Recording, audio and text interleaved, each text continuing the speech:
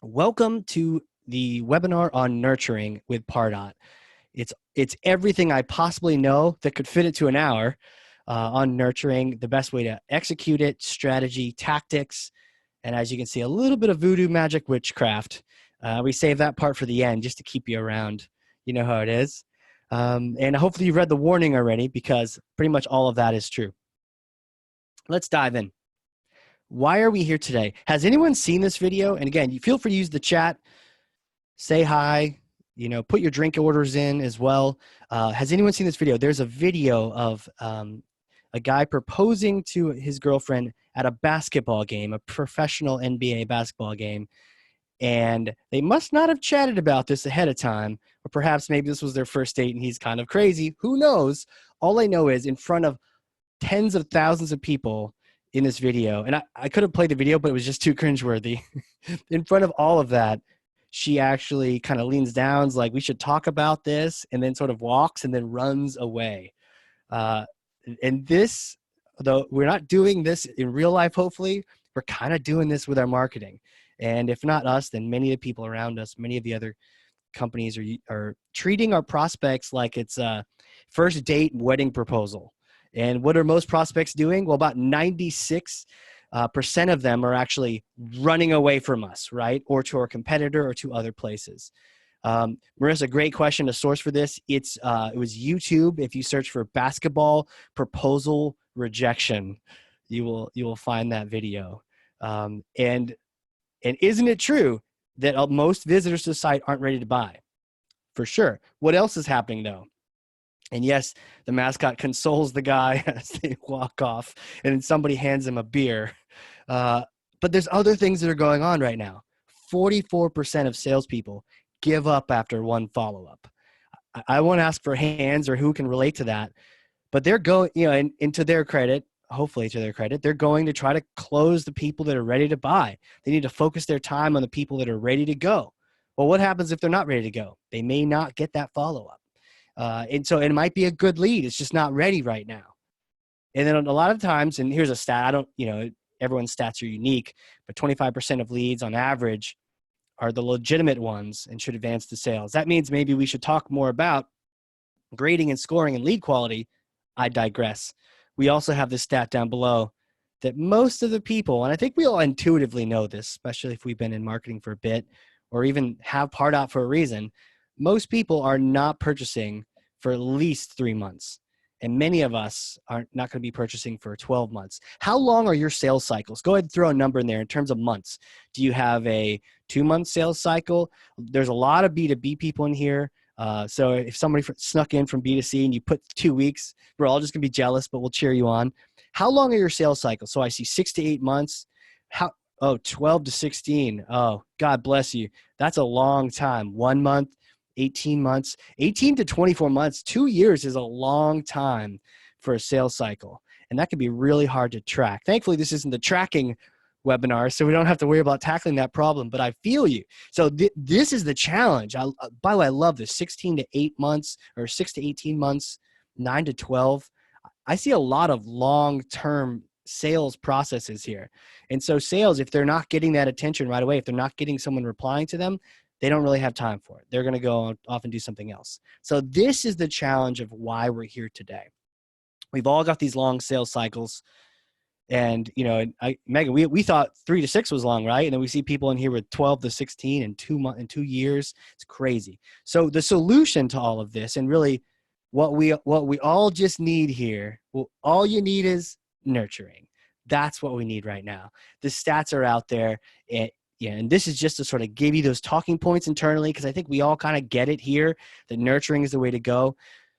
50% more leads, and I'd say even higher quality leads, and then you're going to get them at lower costs. Because why? Because they're the right ones. And also, you get them in, and then if they don't buy right away, that's okay. You can keep nurturing them. You don't have to keep paying to acquire them. And then when they're ready to go in a year or in 18 months, you have to pay to acquire them again? No, because you've been nurturing them the whole time. So we need some nurturing in our lives. And I have to say, from my own personal standpoint, nurturing is why I'm here today. I first set it up in the first company, and I'll show you some of the designs that I did to set that up. And it was amazing, and it turned things around. The sales team who didn't know my name. The joke is they all started taking me out to sushi lunch and say, Casey, come with us. Thank you. These leads are fantastic. So things can really turn around when you do nurturing right. So if you haven't already met me, here I am in my cast photo from Moulin Rouge. My name is Casey Cheshire, and there's just 3 simple numbers to introduce you to me by. 10, just the number of years I've been working with Pardot. I love it still to this day, and have a lot of fun just teaching strategy and sharing what went right, what went wrong, and what you can do about it. 2,300, the number of Pardot implementations that Cheshire Impact has done.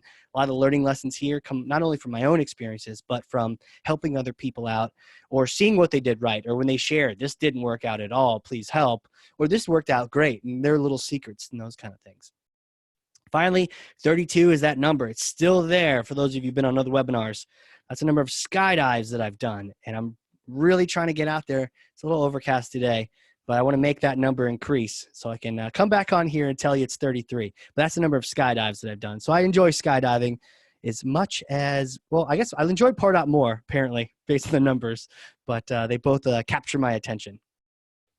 And I tell you that so that you can understand where I'm coming from with today's path, what we're going to chat about today. So first of all, strategy. Strategy, process, then technology. We're going to get to the tech. We're going to get to some of the designs. If there's time, if I don't talk too much, then I'm going to actually pull up Pardot. I don't make too many promises just in case we have questions and other things going on. By the way, do ask your questions anytime. Don't feel like you need to wait till the end. Q&A is at the end, and we all kind of hang out at that point. And another round comes out on me that during Q&A. So it's fun to hang out there and ask additional questions, but you don't need to wait till then. Especially if you got to go, you got a hard stop, no problem. So ask your questions anytime on the GoToMeeting interface or the Zoom question interface, and then also the webinar chat is fine too. So strategy has to come first. We got to talk about what it is, what it isn't, because a lot of you, I know you've got skills with Pardot, and it's not so much a matter of what do I, like what feature do I use in Pardot? It's like, what do I nurture people with? What do I even say? I know how to send an email. So what should the email say? So we're going to talk about that first. We got to nail that first. Then we're going to get into some design and some building, a little bit of engagement studio if we can get into it. But more importantly is what's the shape? There are different kind of shapes of drip campaigns, nurture campaigns. I use the term interchangeably in case you're curious. There's different shapes for that, and the shape can actually affect the outcome. And so I want to share with you a couple different designs that you can consider using. And let's say you've already got a couple designs. You can use these other designs as maybe a test, because I know you've been dying to test something. Maybe it's this. Finally, toward the end, we've got some Voodoo Magic Witchcraft, VMW. That'd be a great t-shirt, wouldn't it? So at the end, we've got a couple things. One, talking about the differences between personal and corporate emails, and how you can use them interchangeably and where they have their benefits when it comes to inside of drip campaigns. And then finally, those of us who are champions that were able to survive, an hour of me just talking and telling stories, we have a 50% engagement email that I want to share with you. And I've done this myself. And the sad thing is if I teach this to you, then you'll know next time you receive one, but that's okay. Cause you'll say, hey, I saw that webinar and I know what you're doing. And that's totally cool. But I'm going to teach you the type of email that gets 50% or more engagement.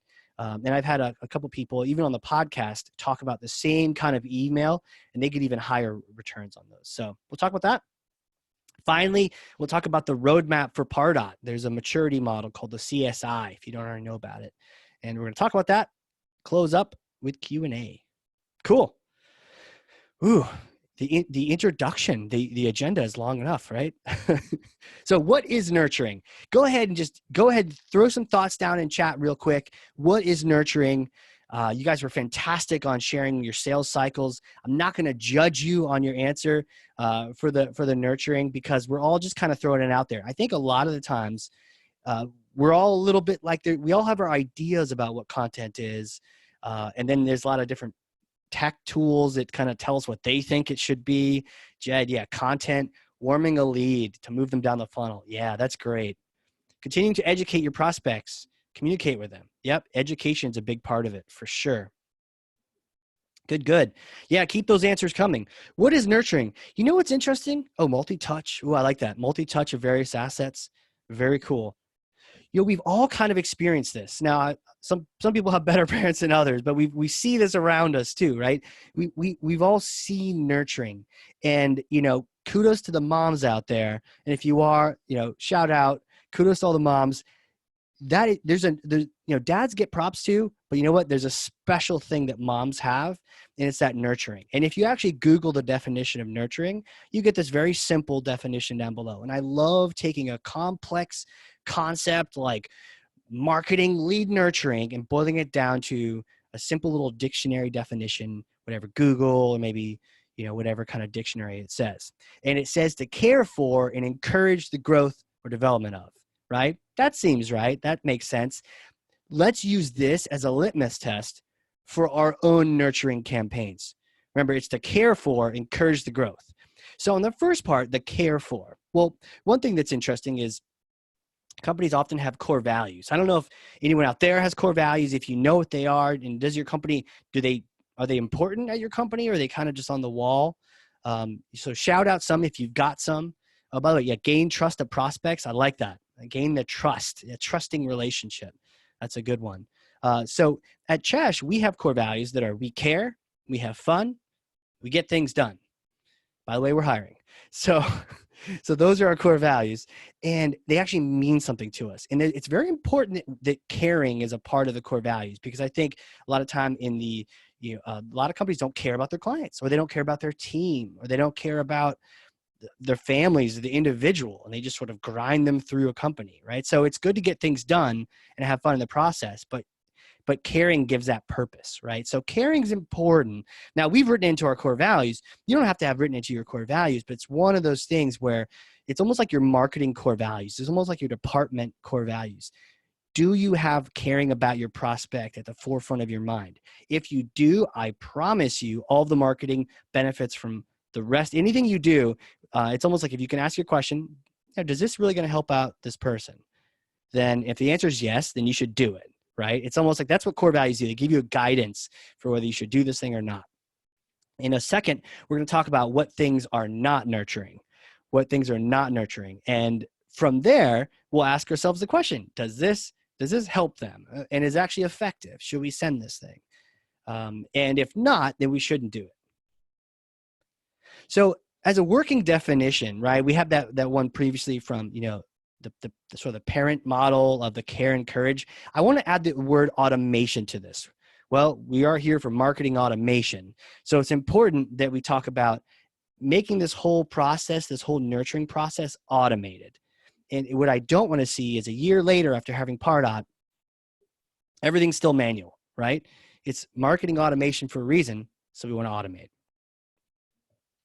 Another comment I saw was continuously providing value to anyone interested in their company. Right. I love that word value, right? Because it means it's important to them, not to us. It's important to them. It's something that's going to actually help them. So automated care and encouragement of the buyer towards a purchase. And by automated, we're going to get them in a program. It's going to send out the first email. It's going to send out, maybe it'll wait a little bit or wait for a signal, send out the next email, but it didn't require us to manually send out all of those emails, right? That's the magic of where Pardot and nurturing come together. So that's what we're looking for today. And that's our working definition. So now that we've sort of come, that little fuzzy moment, right? It was almost like a group hug. It's like 100 people having a group hug at the same time. Pretty cool. Let's talk about what is not nurturing. And if I trigger you in any way with this list, chat about, put it in chat, challenge me if any of these things you're curious about them and they drive you crazy. I'm going to talk through some of them and kind of get through that. But it is a little bit of that, everyone sends out newsletters, right? Newsletters are not nurturing, at least not in that working definition that we're talking about, because they're not automated. And the challenge with a newsletter is, one, it's not automated. So constantly every month you're creating. And if you do a newsletter, you probably know you're going to be spending hours creating this content. It's like creating a newspaper. And do a lot of newspapers get, read thoroughly? Not really. So a lot of them get used to start fires in the fireplace in Christmas time, right? So it's a real challenge when you do a newsletter. First of all, you're not automated, so you're doing a lot of work every single period of time you're sending this thing out. And second of all, the challenge with a newsletter is that typically your best content is in your first several months of doing your newsletter. Anyone that's been doing a newsletter, you don't have to you can raise your hand because no one will see it. But anyone that does a newsletter and has done one for a while, you know the challenge and the struggle. Well, it's like, well, we already sent, that was a great article. I loved writing that, but it's already gone out to most of the people. So what happens to the people that come in next? Well, they don't get your best content. And so oftentimes what happens for marketers, for us, is that we'll do some great newsletter for a year and a half, maybe 2 years, and then maybe even leave that company and go to a different position, and you start the newsletter again, and you've got more exciting things to share. The thing about nurturing is take your best articles from all of your newsletters that you've ever written, and then you build them into a drip campaign. So what that does is the benefit is someone who comes into your system a month from now, instead of getting that stuff that you weren't very inspired to write, they're going to get your absolute best content. Again, we care about them. We want them to have these things. So that's why newsletters, they're out. They are not, no bueno. That's not where you need to focus your time. It's not automated, and it's not nurturing. So if you have other purposes for setting them, okay, just note that we can't be checking that nurturing checkbox. And yes, will we have access to slides? Yeah, there'll be a recording and there'll be slides. Great questions. And whatever you missed, you didn't miss the part that said do chat. Definitely keep chatting, throwing content in there, and we'll keep having that more of a discussion. We want to make this more engaging and more of a discussion webinar than just let's go listen to a guy chat for a bit while I can eat my lunch, right? Let's make it entertaining. Next off, kind of similar to that newsletter, is if I ever look inside your Pardot account, it's kind of like looking into your marketing soul. And if I see in there that you have a drip campaign or a nurture campaign called something that has a month and a year in it, then I typically am thinking, my eyebrows get raised, or I start to squint my eyes a little bit, because when you indicate a particular month, that tells me that it's not evergreen content. It tells me you created a campaign that doesn't actually do that automated thing we were talking about, where you can just have this thing running, and if someone comes in 2 months from now, they get it. What happens to the people that come in September? They don't receive your June 2019 email campaign.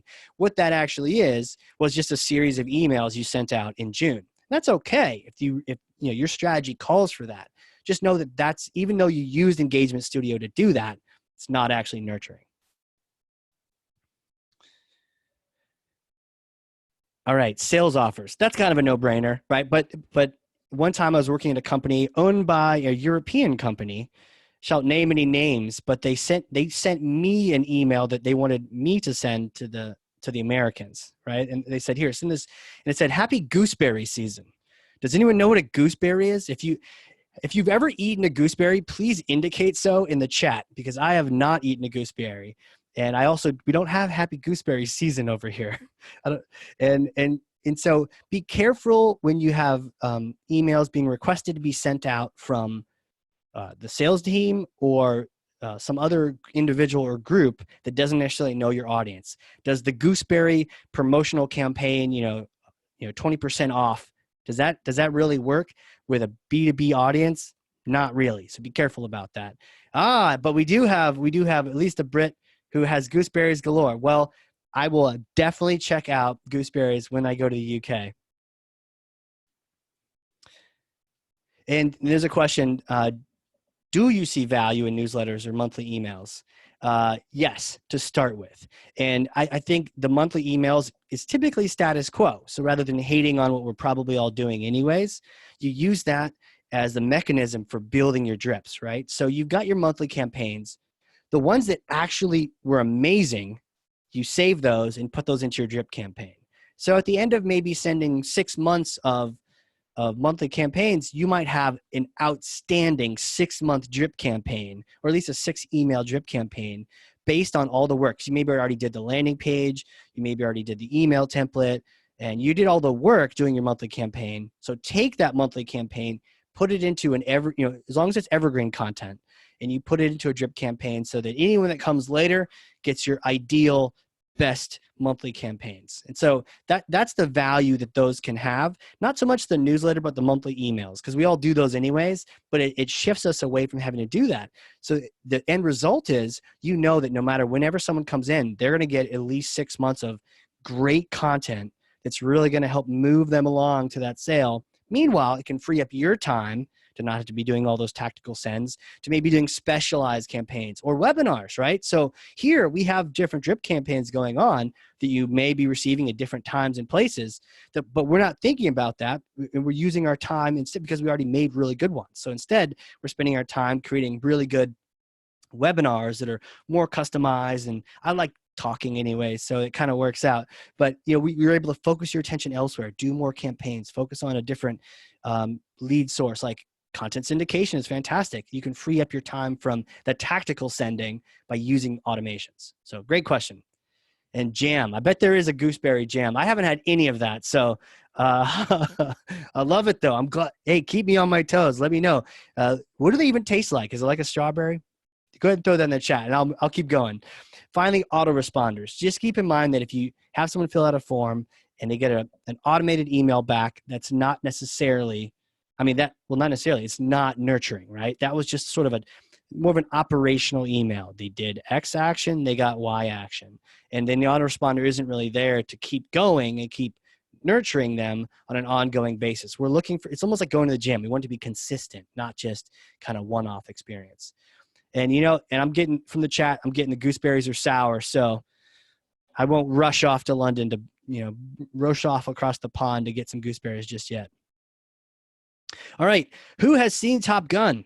Who has seen Top Gun? Yeah, by the way, thanks, Lucy and Justin, that it's easier for me to look at the chat than the Q&A, but I see you in there for sure.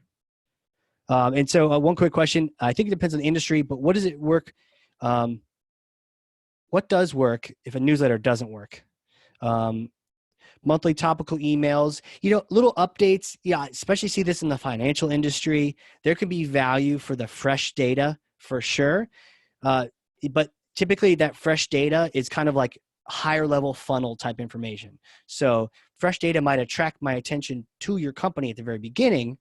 But unless I'm subscribing to a particular service or fee, it's not going to hold my attention or necessarily educate me through the funnel, right? So it's almost like think of the monthly quick hits kind of thing as maybe something that might attract other people or something that might go more of that viral aspect.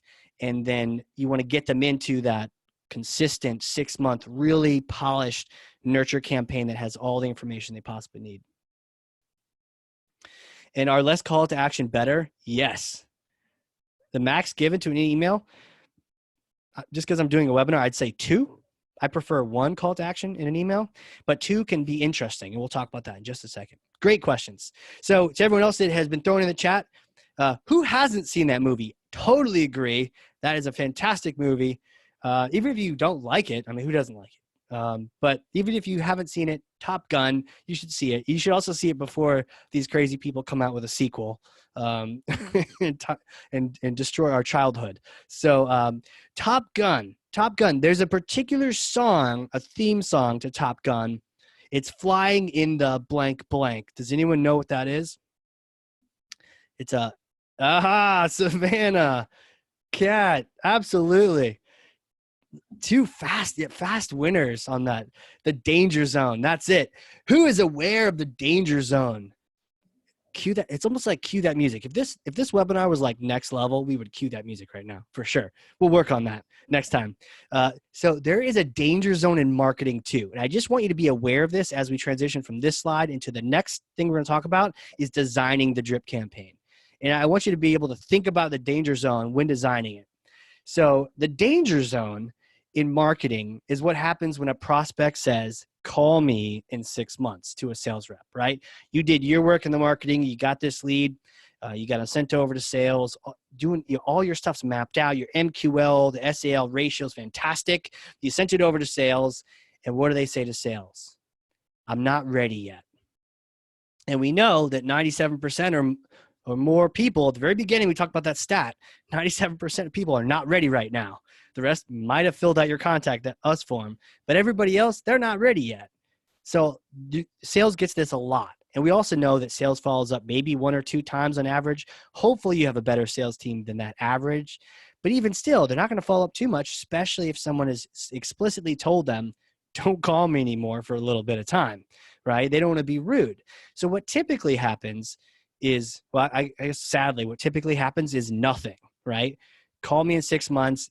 A sales rep isn't sure if that's a brush off or if they really are saying, call me in 6 months. Like sometimes in the US, we're often accused of being a little too polite. We'll say, oh, that's fantastic. Great demo. Thanks for showing that to me. Yeah, can you call me next quarter? That'll be great. And it's like, well, do you want to do this or not? You could just tell me but no, we're so polite. So you don't know, right? Call me in 6 months. Unfortunately, mostly nothing happens. In a really good organization with a sales rep who's on top of things, they're going to put a reminder inside of CRM that says, call this person in 6 months. And now we've entered the danger zone. When we put that a little alert that says, call them in 6 months, or even, hey, ping them in 5 months, right? And then we leave them alone. We don't talk to them again. What ends up happening in the danger zone, and does anyone know? Does anyone know what happens in the danger zone? Has anyone told this to a sales rep? I have. And then what often happens is, well, you for sure don't remember that you didn't really enter a contract with these people to talk to them in 6 months. Typically, whatever thing, your blacklist, that for sure happens. But from a buyer perspective, oftentimes what will happen is we'll figure out our stuff a little bit before 6 months. Maybe something clears our desk and we've got time next month. So we start the search all over again. Or we say, oh, okay, I'm ready to buy Pardot now, right? That might have been the more recent purchase. I'm ready to buy Pardot. And then what happens? Do we call that rep that we told we'd call in 6 months? Maybe, if we really like them. Maybe send them an email, but usually not. Usually we've forgotten about them because there's like 9 different reps. So we start the research all over again. And we send out emails. We become a lead again for places. Or we just continue doing research on our own. And that rep doesn't know. And what happens? We typically a buyer then will make a decision within that period of time. And so in 5-6 months, when the rep calls again, hey, checking in. Did you get everything done you talked about? Oh, sorry. We actually signed up with your competitor a month ago. A month ago? I thought you said call me in 6 months, right? That's the danger zone. And that's also specifically one of the key things that nurturing can address, is because in an ideal state, not only does the sales rep put them on a little tickle reminder to, call them in 6 months or 4 months even, but you can then put them on a drip campaign. And what I will show you later on, I think it's in the Voodoo Magic section, is an actual email that was used like this. And then the prospect who had literally said, call me in 6 months, or I got a bunch of stuff to do, she actually replied to an email, something like 3 months into the process. So this is solved by nurturing. Cool. All right, let's do some building. If there's one stat to remember from the whole building section, because I'm going to get into the weeds and talk about different designs and shapes and kind of nerd out on nurturing. But if there's one thing that I could just tell you up front, is that when you're designing your content, to think about getting the right content to the right person, where they're at in the process. So if they're early in the process, getting them the content that shows them. And we have a whole webinar on content and gearing that. So this kind of, they tie in together. This is why there's a roadmap for Pardot, because the work you do in the content side really can affect it on the nurturing side. You get your lead from, you get your leadership from the content realm on this. But if there's one thing you can do, just think about the goal of this whole nurture. We're obviously caring and encouraging. And as a part of encouraging that growth, we want to get them the right information at wherever they're at, right? And think of like kids' books. If they're a kid, get them the kid book. If they get a little older, maybe they've got a chapter book, right? Eventually they're ready for Harry Potter. But then John Grisham and like Patterson, they don't come till later, ideally, right? So it's like different content at different stages. That's what we're looking to do. All right, a couple quick tips, and then we'll look at some designs. Start with the goal in mind. What is the goal of that drip campaign? And we mentioned earlier, and I think we had some great chat in here too, saying the goal is to get that purchase, right? The goal is to get them in many cases. So we'll just assume like if the goal is to do that, then we want to get them content that moves them along that path. One thing that sales is good at, and for better or worse, you probably have experienced this, where you're on a call and at the very end of the call, a really good sales rep will be like, okay, what's our next step? And when's our next call, right? So, okay, you're going to check this out with your group. I'm going to check on that discount you asked for. And our next call is here. It's going to be Thursday at 4, right? Get it all scheduled. That's a really good rep. We can emulate that with our nurture campaign by continuing not to be salesy, but to continue to move them along the path by the different content and the different things we offer them. So one real quick tip, and again, there's a whole content webinar, but the thing that I would drag over from that webinar to this one is that you really need to audit your content. And the very first thing you want to know is, what are the questions the buyers are asking at different stages in the buyer's journey? What are the different questions? Say early, mid, late stage. What questions are they asking? Specifically, either about this product or about the industry as a whole, or just if they're a marketer, what are marketers asking in general? What kind of challenges do they have in their career? Audit the content you have by saying, okay, what are the questions? And I even just put this on a dry erase board. What are the questions people ask? Okay, what is the content that I have that answers those questions? And that's where you find a lot of your gaps. And then when you do this work, it's almost by doing this, you've designed your drip campaign, because if you did nothing but just simply create emails for every single question they're asking and have a content associated with it, that'd be a fantastic start. So consider this approach by just auditing the questions and the content you have, because each nurturing email is going to send out some kind of content. This will give you order to that chaos. And instead of going too far in the weeds and thinking about, oh, do I need to apply tags and notify user and see all the different things over here? I'd be completely happy if you had no bells and whistles other than every certain period of time. Could be every month, could be every couple of weeks, probably not every day, but it depends on your situation. You send out that really helpful content. All right, shifting gears. My first drip campaign. Does anyone have a lot of content? This first time I used marketing automation, I had not so much content. I had about 7 pieces of content, but 4 of them were from the 80s, and they were like 4 or 5 logos ago, right? So the logo didn't even make sense. And so we couldn't really use those. We were going to try to repurpose them or take content out of them, but they weren't readily available. So of the 7, we had 3. And they were different kind of pieces of content, which was key to this. One was a more top of the funnel online demo. It was like this little flash demo. You can click on a button and it would allow you to test your skills. And by the end of it, you're like, wow, that actually worked. That was kind of neat. So you got a chance to see it in person. The second piece of content was a case study, like a success story of, such client so-and-so used this thing. Here's the results they got. And here's how they found it practical to utilize it in their position. And then the third piece was kind of more of a nerdy piece, more of what is the methodology behind all this that you've seen, right? That's all we had. That's all we had. So it was actually enough. A lot of times the challenge people have is they say, I don't have enough content.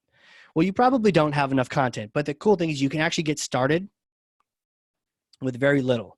And for those of you that have a lot of content, consider the kind of approach you're doing, because maybe you could build this type of mechanism into one of your longer drip campaigns. So the way it goes, and I tried to describe it here, draw it, probably the drawing here on PowerPoint would be just as bad as if I drew it on a dry erase board, but I probably put a little more artwork into the dry erase board. The way this worked, think of A as that demo, B was a case study, and C was that white paper.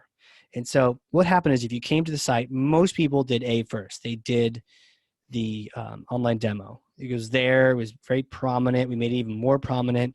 And if you did that, we sent you a follow-up the next day from a guy named David, who was our solution architect. And David didn't actually send that email, but it looked like he did. And we're going to talk a little bit more about personal emails versus corporate. But David sent you an email the next day saying, you saw that you'd registered for that online demo. What'd you think? Love to hear your thoughts on it. By the way, a lot of folks that have done that demo found a real value in then connecting what they saw themselves with a case study and how that gets applied to everyday life. Here's a link to it, right? Amazing. People, not only did they almost all clicked on it, but not only did that, they all started replying to David, which has made David's day, because this guy, he's just super nice guy, knows what he's talking about. He'll chat with you all day, right? So it was kind of this sort of pre-sale consulting, but David would write back emails. And I remember him talking to me one time in between our offices, and he said, hey, I'm getting all these emails. It's fantastic. We're having all these different conversations. And that is good, man. That is engagement. So whether it's with the sales or with David, that was happening. But at the same time, if you had been on the website and you'd selected B first, guess what happened? David, in his wisdom, aka Pardot, reached out to you the next day And it wasn't an autoresponder too. That was really important for us. It was the next day, and it was a personalized email from David saying, people that saw that case study have really, same kind of story. They really found a benefit from seeing it with their own eyes with this online demo. Check it out. And then people would do that. And what do you think would happen if you did both of those? Well, you went to see. David reached out, and this was actually 2 days after that, so it wasn't too rote. He reached out 2 days after that and said, fantastic. It sounds like you're geeking out on this just like I am. Here's a white paper. It's pretty dense. I'm happy to explain or challenge anything on it, but here's this information for you. At the same time, when we were sending them that C email, we were sending them to sales. Right? They'd engage with us twice. Their lead score was above 100. Off to sales they went. The result from this was that no longer did someone get on the phone with a quote lead, and the people were like, "Who are you? What do you do again?" They were like, "How much does this cost?" They literally skipped the "What do you do?" the "Does this thing work? Do you have any success stories?" to "Yeah, I'm curious. I was really dying to know how much this thing." They've like literally skipped a couple stages in the sales process by doing that. It was fantastic. And again, I only had 3. Later on, though, I still had this going, but later on, I would identify their industry, because for us, industry was a big differentiator. The pharma customers versus the financial customers, big differences in what we offered them. And so for those people, if I found out your industry, I sent you here. Click. Boom. To a linear drip. So I was able to grab you off of that sort of catch-all at the beginning. And I think it's very important to have a catch-all, whether it's linear, whatever shape you want to have at the very beginning. I would then grab them and then put them into a linear drip specific to their industry.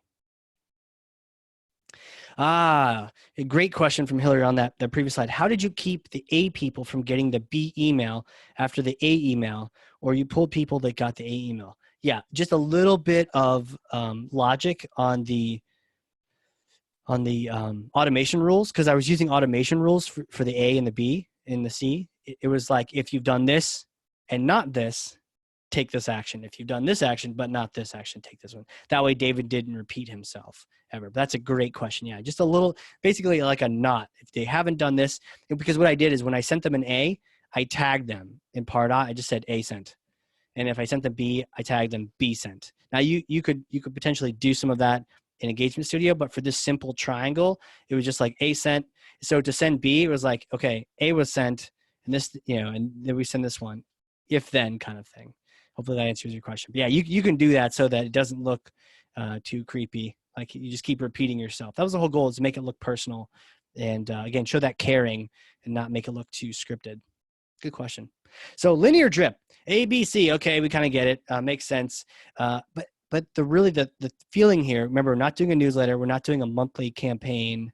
This is a drip campaign. And the cool thing is, when you put someone in if you put someone in the top right now, they start going through that process. Somebody 4 months from now gets put in, they start going through the same process, but on their own time.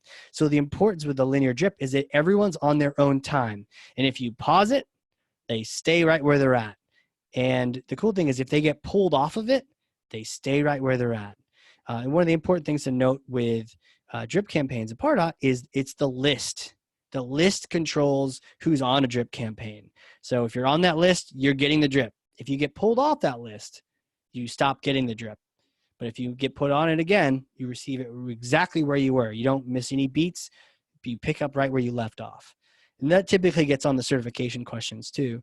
Just something to keep in mind. And consistency is key here.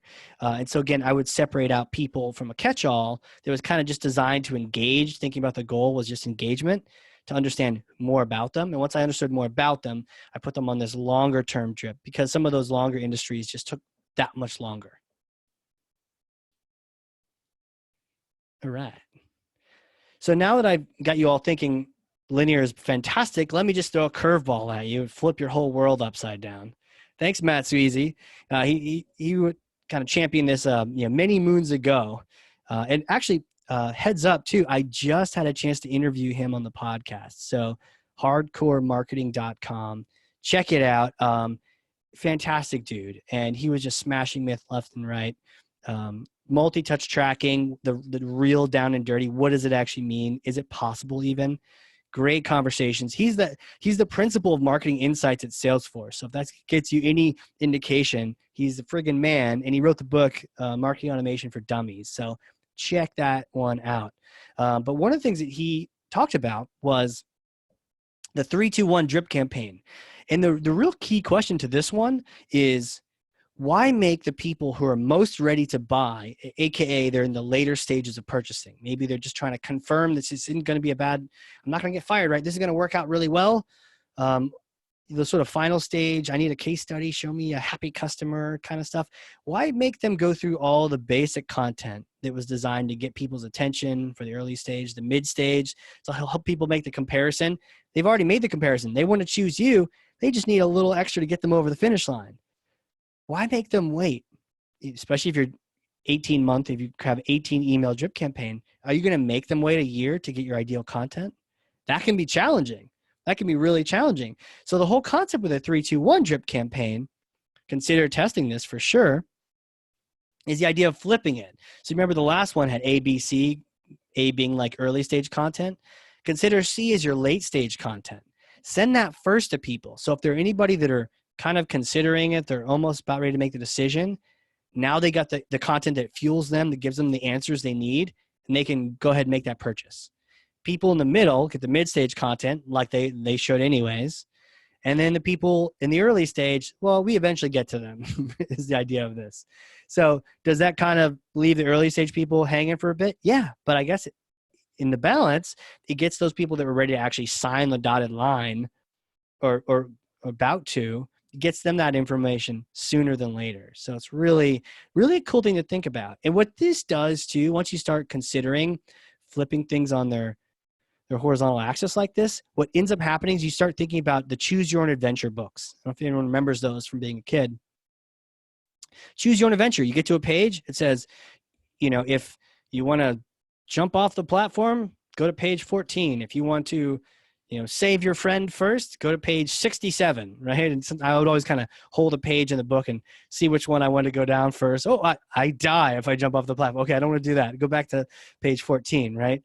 Consider you can start building these things in. It's a little bit more advanced, but you can start building in choice. And so that question earlier about, how many, Lucy, that was a great question. How many calls to action in an email? I prefer one to control things. But once you've got your feet underneath you, you're engaging people, you've got different linears built, and you're like, how could I improve this, right? Then consider giving people the choice. And I've seen this done really well. And don't make it too obvious to them, but give the people the choice of choosing early stage content or late stage content. And then based on their choice, put them in the linear path that best fits them, right? So one great example, and this has worked well for people, is in that engagement up front, you give people the chance to either select, it's kind of like selecting that demo versus the case study versus give people a chance to select different kind of content. If they start by selecting late stage content like case studies and customer reviews and that kind of thing, perhaps you throw them in a linear drip that's designed like a 3-2-1. So they get the late stage content first, and later on, in case they need it, they get the other content.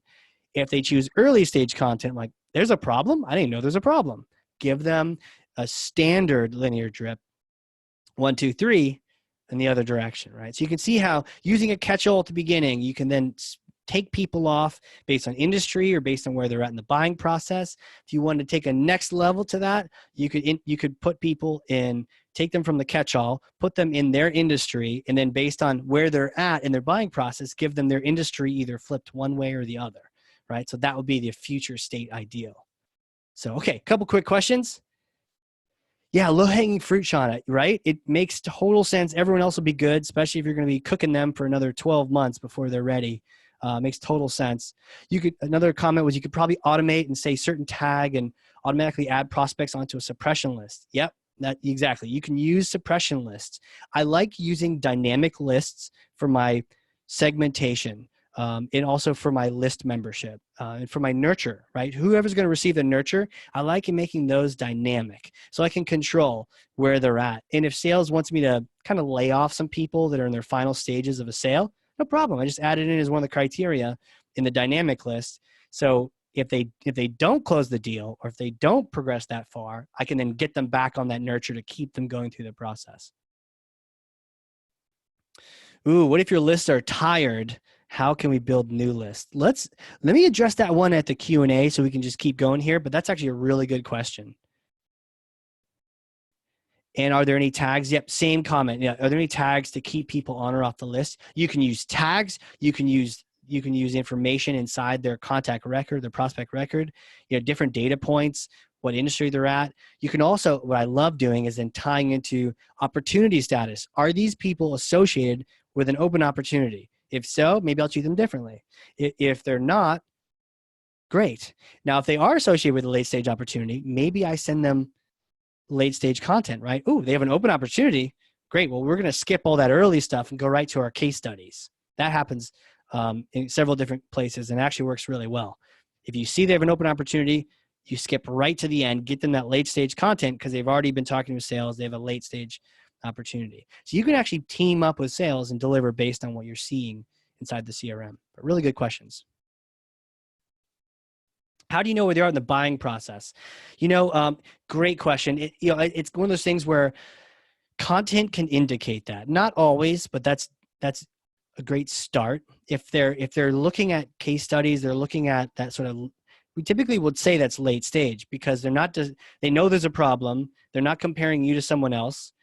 Instead, they're just looking at what makes you successful with your clients. It tends to be late stage content.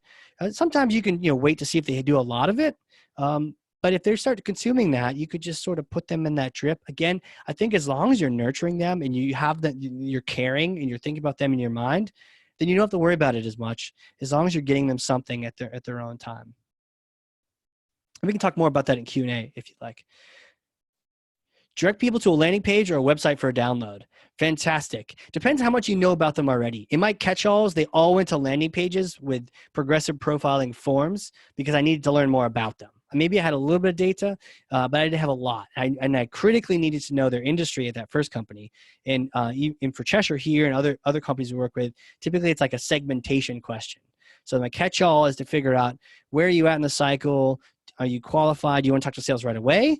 And if not, then who are you? How can I best nurture you? And then from there, you're right. Once I get into that linear fashion, and I don't know everything about people, I typically early on I'll still do a form because there's because of progressive profiling, it'll reduce the number of fields. And if you already know all the answers, all they'll see is their email address pre-filled with a submit button. I'm like, okay, submit. And I like that because the form completions are kind of an indication of they're still cranking. Their lead score is going to take a big jump from that form completion. But you're right. It really, the importance of them, once we know all the information, once they're over to sales, or if it's the long battle of 12 months, it's not so important to get them the form completion as it is to just get them the information. So it's worth testing, but you're right. As you go further in the process and you know everything you want to know, you could remove the form from these people or just have them pass right through to the content, especially on your long-term lists. Good question. Ooh, and another comment from the crew. I like using 3-2-1 following trade shows. That's a fantastic idea. It's a great tie-in, trade shows versus 3-2-1, as opposed to when I seen this, where you just dial for dollars in the VP of sales. We're just going to call all 3,000 people we scanned at Dreamforce. No, you're not. Don't do that. You got deals to sell. Let me send out a 3-2-1 following the trade show, and then whoever breathes, first of all, whoever clicks and is excited, they're in the 3 stage. I'm going to get them right to your attention with bells and whistles. And then if you want to call the people that clicked and breathed on the email afterward, that's cool. But there's no need calling all 3,000 people because sometimes people just want the goodies. I definitely just got scanned yesterday at B2BMX so I could get 2 ring pops for my kids. Just saying. Don't remember who that vendor was. So don't call me. Send me a nurture and I'll let you know if we should keep talking. All right, quick thing on Engagement Studio. We are actually, coming up on time. So I just want to talk briefly to this. We've got some really cool things, and we have actually a really cool podcast coming out specific on Pardot. So I don't want to give you too much of the spoilers, but it's coming out. We're just going to be like deep diving in all these things. So with that being said, consider these different actions and the way they go. Stay simple though, right? I think the last thing I said was start with simple catch-alls. Make sure you get these things built. I've seen a couple accounts where you've got these massive trees of if-then statements on Engagement Studio.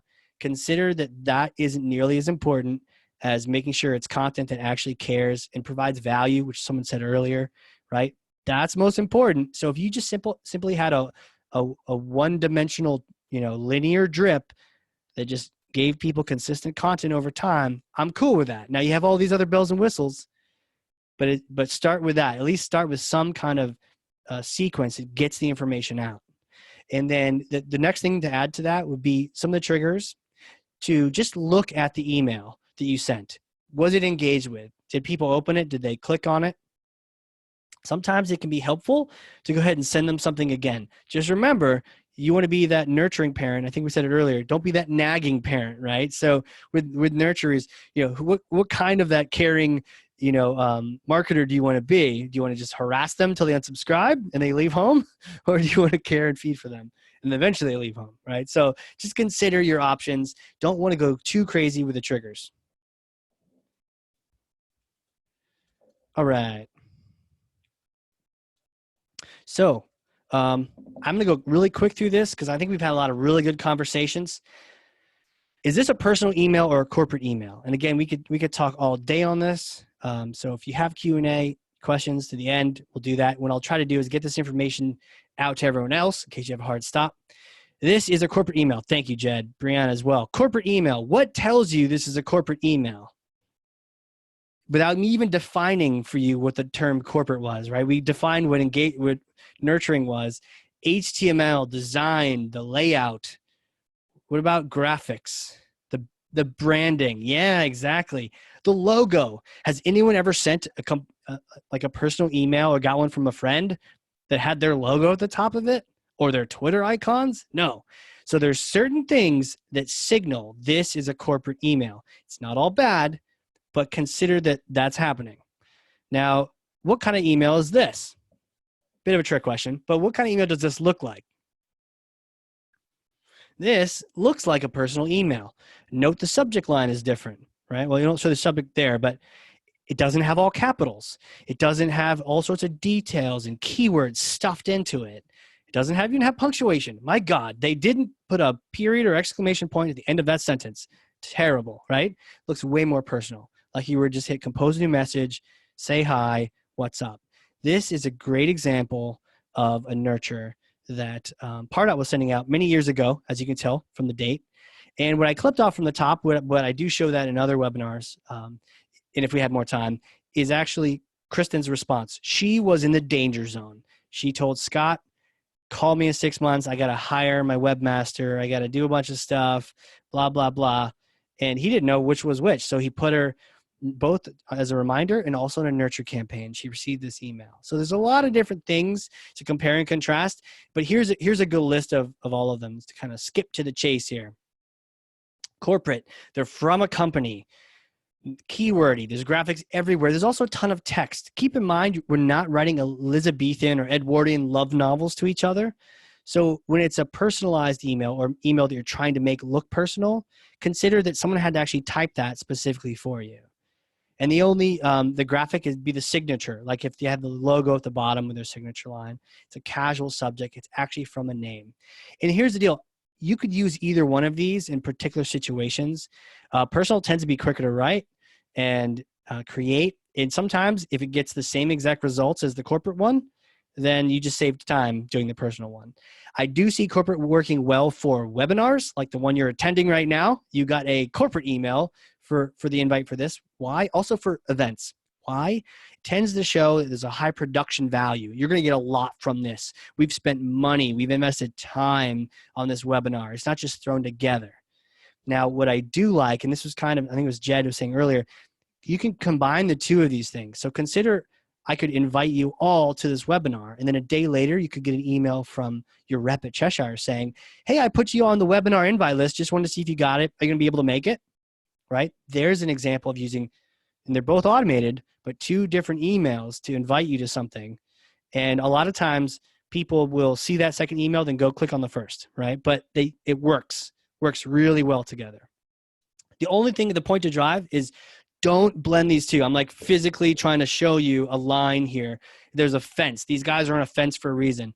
Don't blend the two together. Don't try to be all personal and then have the logo and this and that, because all it does is it violates both of them, and then both of them will perform less. So many things we can say on that, but that's the critical one. Finally, I promised it. I don't want to leave you hanging. The 50% written response rate email is what my good friend Keith here, episode 72, check him out.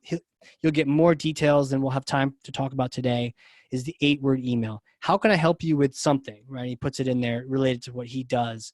Or what are some of your difficulties with something, right?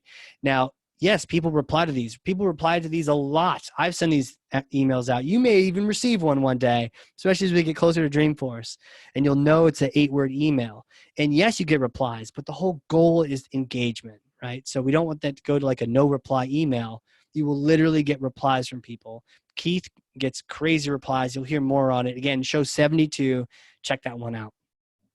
All right. So as we wrap up here, not a lot of time to talk too much about it, but there is a marketing automation roadmap we created. There's a lot of people telling you what to build. I even saw a post the other day of like the 10 most unused features in Pardot, which drives me crazy because there's probably a reason they're unused. And I don't want you to go use those. I want you to do some nurturing first, right? So there is a right way to approach it. The CSI does that, and all we do together is an assessment. So we get on the call 30 minutes, and we just go through 10 questions about how you're using Pardot. At the end, you'll have a score from 0 to 10 about where you're at with Pardot, but you'll also know what your next step is. So if you haven't done a CSI, it's free. I'm not trying to sell anything, but this is my one call to action. Talking about call to actions, my one call to action from this webinar is to get a CSI score, because at least you'll know where you're at, and you'll also know our very next recommended step for what you should do next. So anyways, yeah, good. So the way to get one of these things, you don't have to go fill out a form. Back to the earlier question, all you have to do is say something with the word CSI in it in chat, in the Q&A. If you want it to be private, you can also Skype me, text me, email me, casey@CheshireImpact.com, and just say CSI. Yeah, and CSI in the chat as well. And what we do is we actually look at that, we make sure we get that written down, and we're going to follow up with you later to get your CSI score. So that is it. That is it. Thanks, guys. Michelle, Lucy, yeah, Michelle, to sign up for the CSI, just say, I'd like a CSI in the chat. And we are listening and watching and waiting, and we will actually reach out to you and get you signed up for one. So that's all you have to do. How's that for a frictionless process, right? Feel free to try that on your own as well. Hey, thanks, Scott. You too. Look forward to chatting later. So thanks, everyone. Call to action. Get your CSI. Sign up for one if you haven't already done one, so at least you know where you're at. We've got workshops. Each one of these webinars ties into the CSI. And we also have a book on marketing automation coming out, and I can't wait to share that with you. And that's that. All right. So we'll kill the recording, and we'll dive into extended Q&A.